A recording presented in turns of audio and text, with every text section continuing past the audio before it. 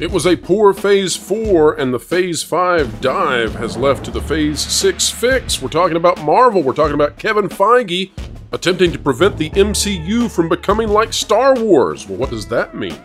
It means apathy, folks, apathy. Marvel does not want to have their fans turn away and not care anymore. The latest ratings out of Ahsoka prove that may be just the case out of Samba TV. And guess what? Marvel is now making the changes necessary to try to save and salvage their superheroes, whereas Lucasfilm just keeps going forward, which in the eyes of everyone else in the sane world means moving backwards.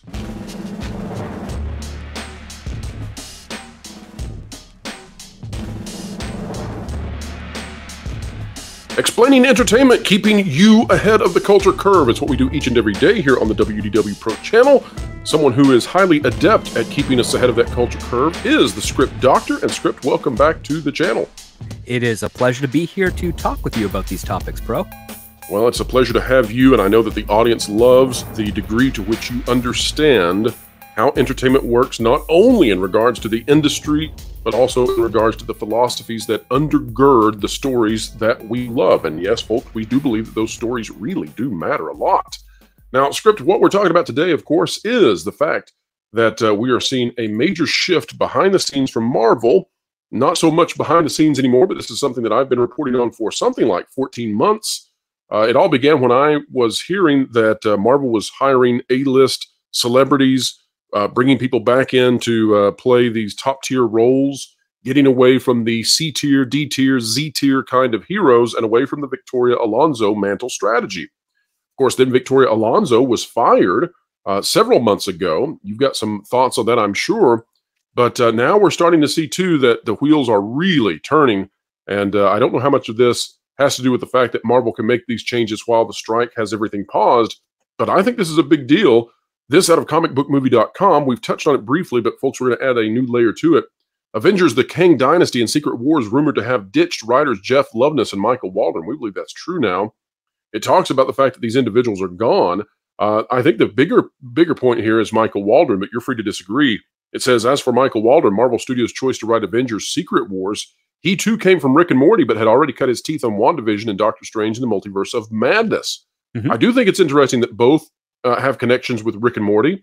I think it's interesting that Rick and Morty, the show, has seemingly unraveled before our eyes, and we're seeing a parallel there. We've got the tweet from I don't know if we call it a tweet anymore, but My Time to Shine, Xing us all and talking about the Kang Dynasty situation. But Script, let's go to this idea of just how unsuccessful Marvel has been and the fact that it seems like they're going in a vastly different direction than Lucasfilm. Lucasfilm, you know, always hardens their hearts when it comes to their direction, right? They just go even more forcefully forward or back, if depending on your perspective. But Marvel does seem to be changing the course. So, Script, what is it that did not work that has caused Marvel to need to make a 180 and quickly? Well, a couple of things. The first and most prominent one was they essentially tried to centralize their post-production of their latest phase or last two phases by way of inventing a new position for Victoria Alonso at the time. And this is something we have discussed previously. Victoria Alonso, for those that are just learning about this today, was the post-production supervisor for live action and animation and film and television across Marvel Studios. And this is kind of a very different type of post-production supervisor in the sense that they had this position gave them, and Victoria specifically, the authorization to order rewrites and reshoots, taking away a lot of the agency of the creatives involved in these stories originally. So right, the average person would never think of that being part of a job description with the title that you described previous. Exactly. Basically, when you give someone that much power, the directors and the writers are basically now working for that single producer at the end of the production, as opposed to the producer that oversees the entirety of the production. So you have, in this case, would be Kevin Feige would be, since he's the head of Marvel, he is the key producer. He oversees everything. He gives the checks, yes, yes, no, what have you. And the directors do their best and the writers do their best to fulfill those demands of that producer. But then you have the post-production producer, which would be Victoria Alonso, who is kind of a go-between at the end.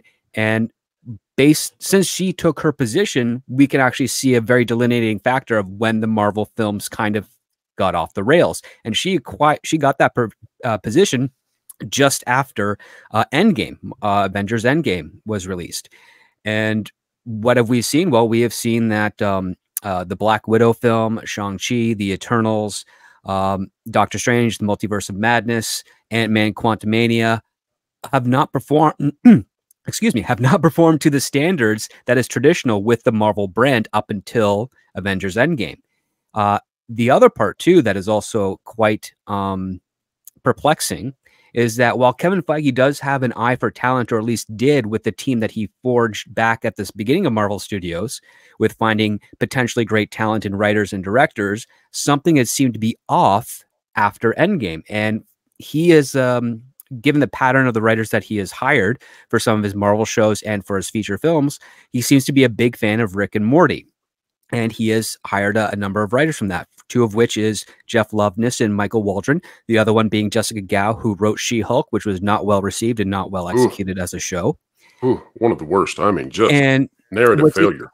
Oh, absolutely. Now, here's the thing that's kind of peculiar is that of those three writers, I've actually researched all of their past catalogs, other things that they have written. And of the three, Michael Waldron would be the most competent. When he is not under the supervision of Disney, he actually knows how to have fun and charm with his characters and stories. One of the shows that he is a showrunner of that I don't know how well it is doing overall with the general public, but for what it is in quality of writing, story, character development, conflict, and fun, the show Heels, that stars Stephen Amell from the CW's Arrow, is actually quite a charming show. It is quite competently written. It's a tight, fun thing, and it's very different than anything we've seen from him on Rick and Morty or in the Marvel series. And it's like, oh, well, this guy has some talent. And now that it seems to be implied that he is no longer going to be writing Marvel films, I think that's probably a better outcome for his career at this point than it was previously. Although I hate the fact that a writer has to lose a job, especially one with talent. In this case, Marvel has a very steep hill to climb in order to win back their audience because of all the damage that they have done. With regards to Jeff Loveness, he is primarily a joke writer, and he has written for the 2017 Oscars. He has done a number of sketches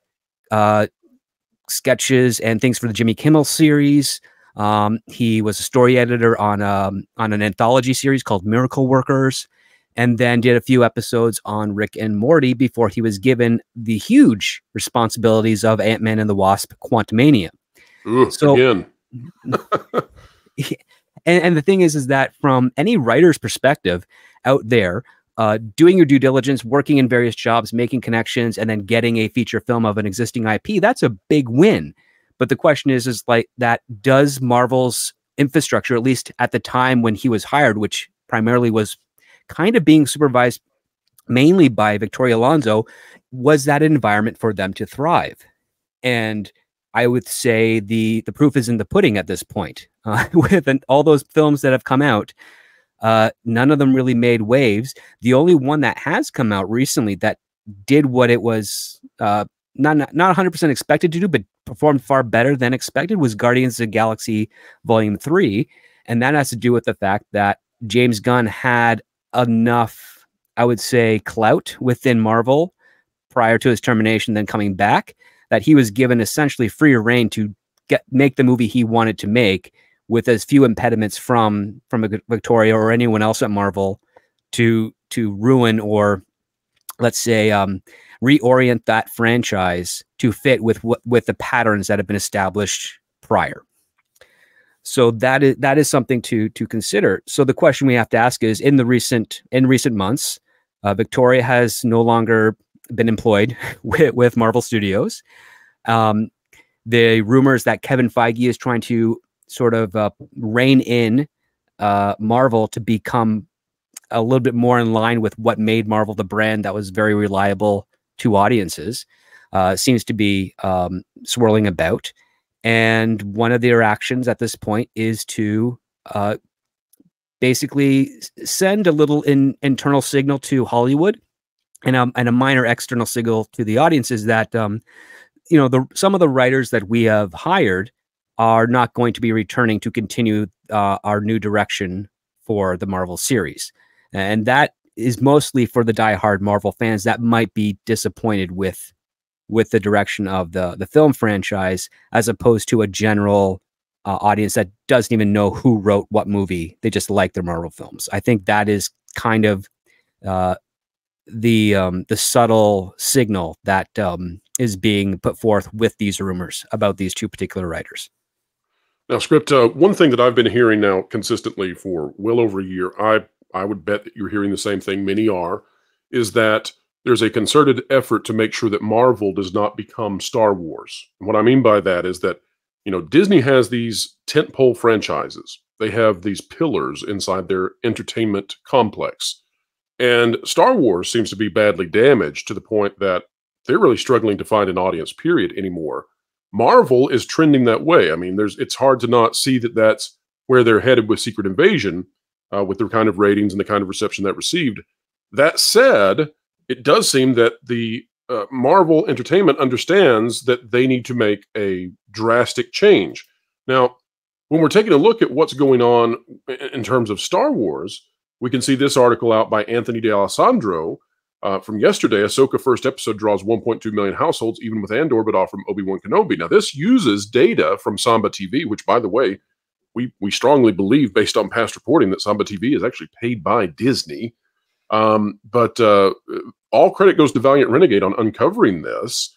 It turns out that these numbers from Samba TV were measuring a 6-day for Ahsoka, measuring a 5-day for The Mandalorian, and perhaps even less for Andor. And so what that means is that we're getting numbers that are skewed for Ahsoka, where it has an unfair advantage. It's getting extra days beyond what the other series have. And what that indicates is that the situation for Ahsoka could be far less rosy than is being painted here. And it's not rosy, but it could be worse. So when we're looking at the ratings that we've had for The Mandalorian Season 3, we know that Disney Plus lost hundreds of thousands of subscribers in North America at the time that Mandalorian Season 3 premiered. We know that it was lower than the other seasons, despite having more viewers possible. We know that Andor was far lower than that. Andor struggled to even register with Nielsen. And if Ahsoka is down there around the Andor level, and you're talking about one of the most beloved characters, you know, that Dave Filoni has, perhaps the most beloved character that Dave Filoni has in his deck of cards that he can play, this does not portend well for Star Wars. And so you can see why Marvel would be attempting to do everything they can to right the ship and not get to this point where no matter what they do, the goodwill well has been poisoned with fans. Script, do you think it's too late for Marvel, or do you think that they're already in Star Wars territory where people have largely tuned out and no longer care? Has apathy ruled the day? Well, when it comes to Hollywood, there's no such thing as a dead franchise. It's only ever dormant.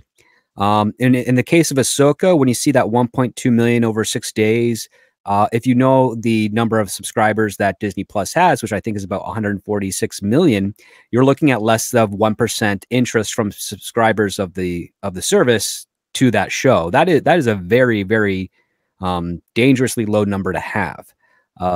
On a network level of things, if this was a network television and they received those numbers, you would literally have an immediate cancellation of the show, and something would have been not necessarily ordered, but reruns or rescheduling of better shows would be moved into that time slot in order to not lose the advertising dollars of that window. Let's not lose what you just said, though, Script. That needs emphasis. You're saying that Ahsoka, were we to transfer the success or failure that it has received so far to linear broadcast, you're saying that it is performing so poorly that somebody would pull the plug? Yeah, it definitely would, because again, it's the aggregate is it's less than 1% of the audience reach, right? So network is over the airways. It has pretty much the potential for 100% audience reach for anyone that has a television in the United States. Which would be 350 million people. And if they were only bringing in less than 1% of that, it would literally be a product that would not be worth the expense to make. And it's coming from a flagship franchise. So that would be doubly Especially, yes. bad. Yeah. Oh, absolutely. It would be like airing, it'd be like airing, say, it'd be like Joey to Friends. That's what it would be like. Remember Joey? That struggled for Yes. one season. It Right. had a lot of spillover, but the quality wasn't there. People were missing what they liked about the Friends show, and it eventually got canceled. Ahsoka, I would say it's Frasier, it not. was not. With Frasier, it was not. No, but there was something very different with Frasier. Is that there was Right. an angle with Frasier that allowed it to thrive. There Exactly. wasn't one with Joy, but those are two great comparisons to established, very popular franchises. Star Wars, I think it's fair to say, it was an established, very popular franchise, and due to some mismanagement and poor decision making on the part of Disney, its value and its appeal has diminished so greatly that you're looking at shows, even if they were good, it would still be a very difficult climb for the general audience to pick up that this show would be good in order to gain trust back with the fandom. Ahsoka, I have seen the first 2 episodes. It's not good. It's very much a padded out show, a waste of time. They're not doing anything interesting. It's copies of a copy of a copy, which is par for the course for a man like Dave Filoni when it comes to Star Wars. I would rather see him leave Lucasfilm and try to tell stories not Star Wars related, just so that I can get a better understanding of whether or not he can write, or if he's just very happy to be playing in the sandbox that is Lucasfilm. Well, Script, I'm excited to ask you, and go ahead with your thought, but then I have a question that I think is going to really illuminate the situation behind both of these franchises. But go ahead. But when it comes to Marvel, they're not there yet. The difference being with Marvel compared to Lucasfilm is that Marvel seems to be, at least at the very bare minimum, trying to experiment a little bit with writers, leaning into a comedic tone, which they think is going to be the backbone of their brand, because the comedic tone was a little bit established with Robert Downey Jr.'s character. We got seeds of it a little bit in Thor. Not so much that I can recall in Captain America, the First Avenger, which I thought was a very great period piece and a wonderful film. But as the movies slowly progressed, we get a little bit more charm and a little bit more snark, a little bit more wit. But once Joss Whedon came in there, the Avengers had a lot of wit, a lot of quips, the things that made Joss Whedon, Joss Whedon. The Avengers performed exceptionally well at the box office. And whenever a movie performs that well, especially in a franchise of this type, the studio execs, the powers that be, are like, well, okay, if that's the benchmark that we have, if all the things that were in this movie that allowed us to cross that $1 billion box office, we're going to make sure that we take as much familiarity from those films and pepper them out to all the others so that we can guarantee a $1 billion box office take. And for a number of years following the Avengers, a lot of movies came closer, surpassed that $1 billion mark, thus cementing that perspective from the studios and completely abandoning one of the things that allowed Marvel to sort of rise up from obscurity, essentially, and dominate the film industry, which was that they had unique characters that worked well together, and they didn't all fit the same sort of mold of each having a quip or a funny saying or some sort of familiarity when it came to like charm and tone, especially across those films. With Marvel, they have not slipped so far as to be completely discarded as of yet. We've had those bumps where fans have shown up. 2 of them being, of course, Spider-Man: No Way Home, which, although it's licensed from Sony, everybody that worked on that film is technically a Marvel employee, and then Guardians of the Galaxy. Both, Spider-Man: No Way Home crossed the $1 billion. Guardians of the Galaxy crossed 750 million worldwide, among all the other movies that were lucky if they broke 400 million. So the audience is still there if the product is good. And for Marvel, they can at least point to that, where it's like, okay, we have examples of the product being good. They definitely, I mean, there's no doubt in my mind that the studios thought the other movies that bombed were good. That's why they released them. But now they can actually have a better aggregate saying, okay, well, the audience has told us this. We have a pattern now. It costs them a whole phase. So the smart move would be to figure out, well, what caused, those other movies to fail, as opposed to this one?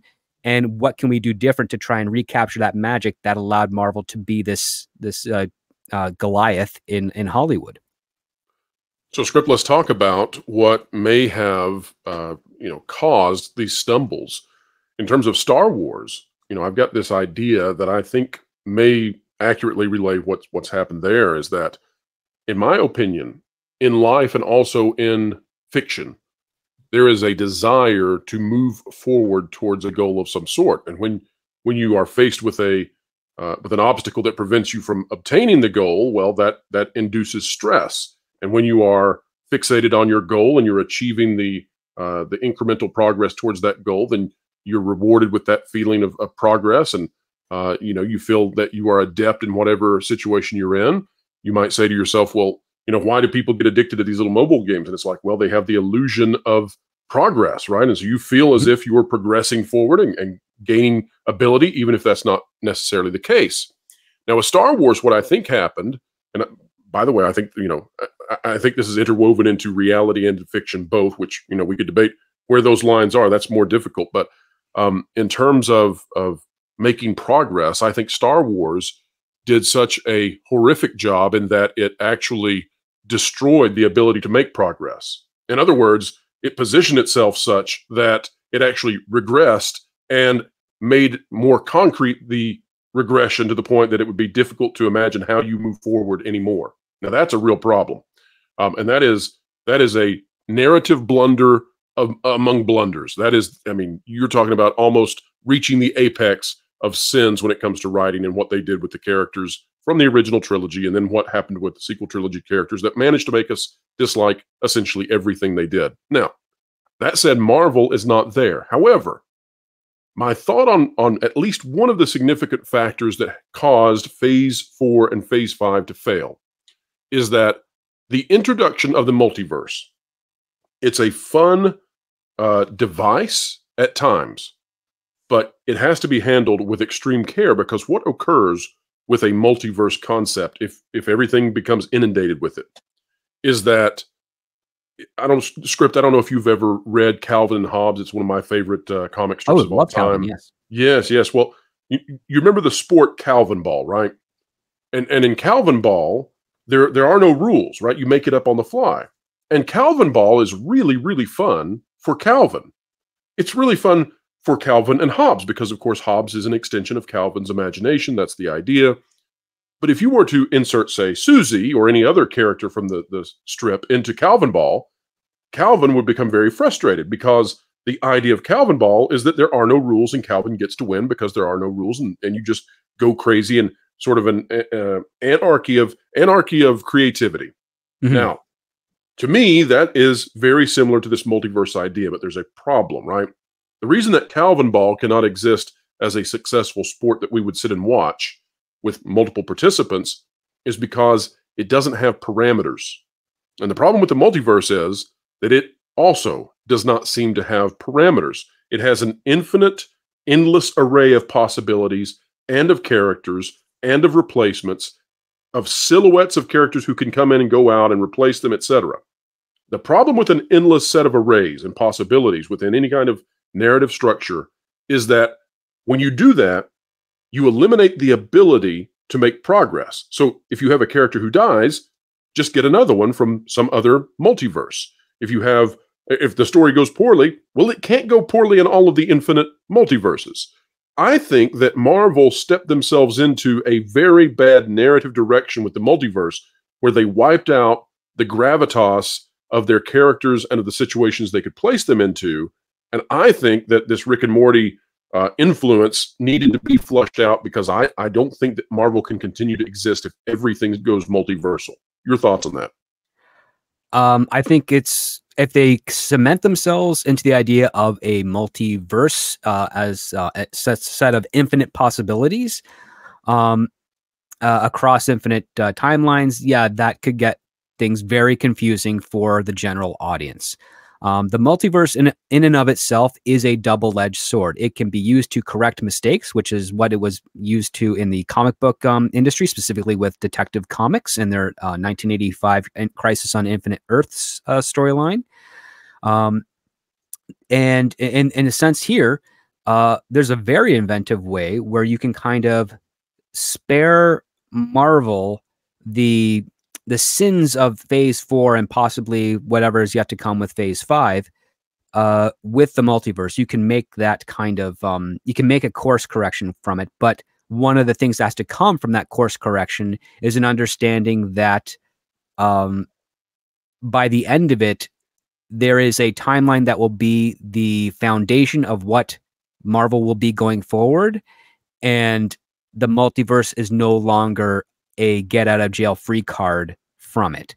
And one angle with which they could use to do that and have a lot of fun with that is by following, I would say, Chris Evans's Steve Rogers, or maybe perhaps recasting him, but Steve Rogers going back in time, and we pick up a story where he is in that universe with Peggy, and all of a sudden he meets a Tony Stark that was born years earlier, and he was injured in the Vietnam War, just like in the original comic series, and he creates the Iron Man costume, and you have this entire Marvel revolution that dates into the 60s where you can better integrate the X-Men, where you can better integrate Fantastic Four. And you also it also does not hamper anyone who has seen the previous Marvel films that has been a fan up until that point. And it also doesn't hamper anyone who is getting into it with that first one and wants to go back to see the story and how it came to be up to that point. What it does do is it kind of sort of discards phases 4 and 5 that we have already seen. And that's also going to be a touchy thing when it comes to the business ethics for Marvel, because the last thing they want to do is sort of discard those films from their audience and from their archives, like diminish the potential of them because they have the Marvel stamp on them.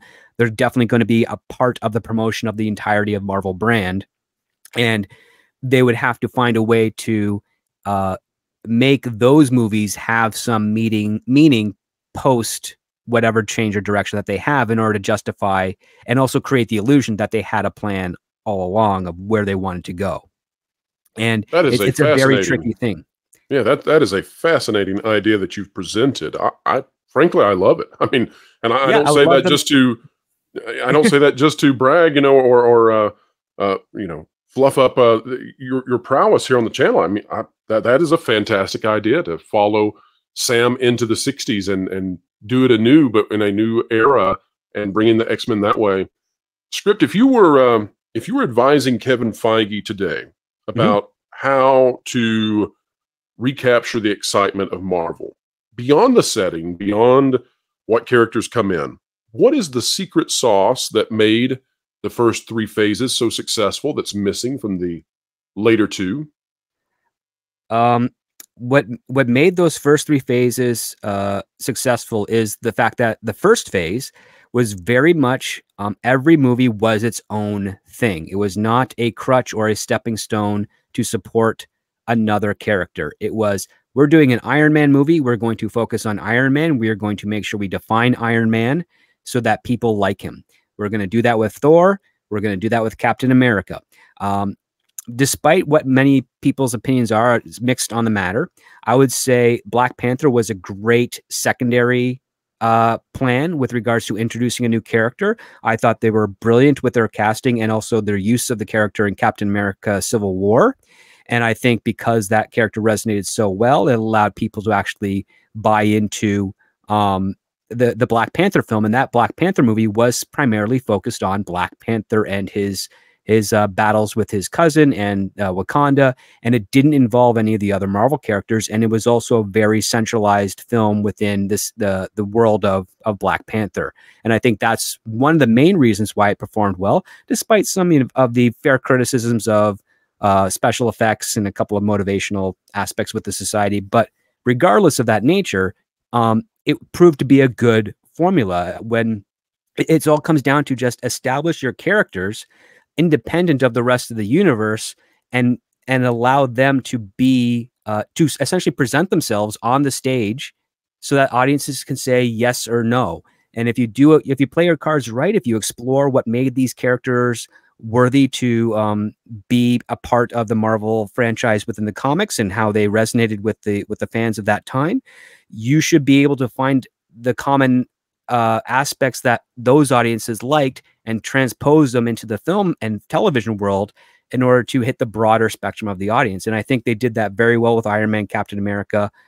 Thor, mixed bag to a degree. I think they didn't really nail it until Thor Ragnarok. But I would say that is the formula. Like, there is nothing on paper that said the movie Shang-Chi and the Ten Rings couldn't have been good if they focused it a bit more on something grounded with Shang-Chi and less overly fantastical, made it more of an intimate story with a family. I had maybe a love interest in there as well that wasn't Aquafina or whatever that relationship was, something to allow us as a person to empathize, because one of its biggest flaws, and not to go on a tangent, but I'll make this quick, one of its biggest flaws is that the most pivotal moment in Shang-Chi's history that got him to where he was told to us and not shown to us, and that was him assassinating the man that killed his mother. That is something you have to show so that we as an audience empathize with the struggle that he had to do, that he lost his agency by way of trying to appeal to his father's grief and basically committing a horrible sin and a loss of his own innocence in the same action through vengeance and revenge. And then if he were to take that and go on a journey of redemption and trying to save his father from, essentially doing the same, repeating that mistake again, I think that would have resonated far more with audiences in a more contained story than what we got with all this fantastical myth and alternate dimensions and dragons and whatnot. I think that was them jumping ahead further than what they were able to earn with that type of movie. And the same thing with Black Widow. That film should have been a covert spy film. And I think creating a whole school of Black Widows kind of took away the specialness that the Natasha Romanoff's Black Widow had. And I think as a result of that, you kind of muddy the waters for why these characters are Avengers and would become Avengers in this universe. Great points, all script. I hope that Marvel will, in the next, the coming years, get things turned around, and hopefully, I'm not a fan of Hollywood being on the sidelines largely. I don't like it that writers are not writing and not making money. I don't like it that actors are not acting and not making money. And I don't like that studios are not bringing forth content and making money. I want everybody to make great content, be participating in great content, and to, make tons and tons of money. That's the ideal, is for everybody to do well and then to be rewarded for doing well.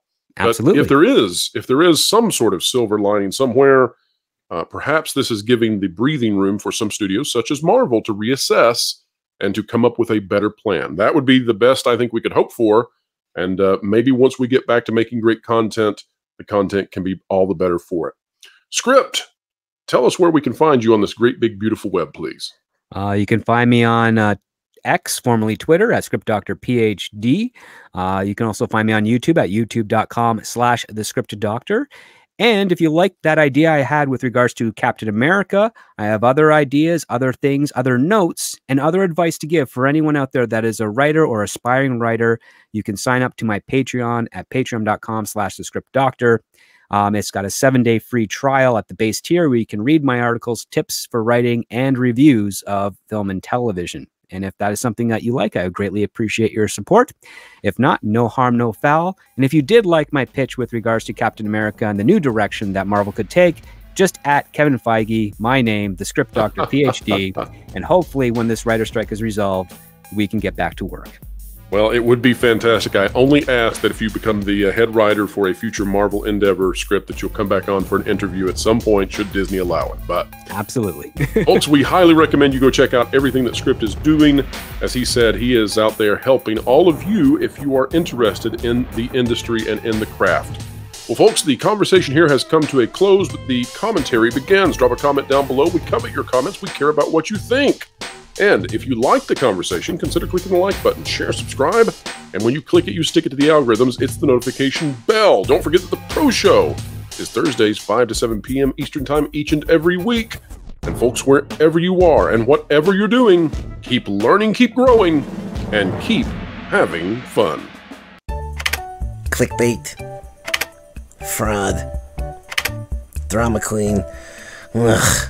I wish there was a channel that was 5 to 6 minute news reads without the drama, frauds, and clickbait that could accurately let me know the current news, providing my crucial context utilizing all the different That Park Place contributors and creators. Well, stupid. There is. It's the That Park Place YouTube channel, which will be going live real soon, so make sure you're subscribed, so you can really stick it to the algorithms. You're joking. Nope.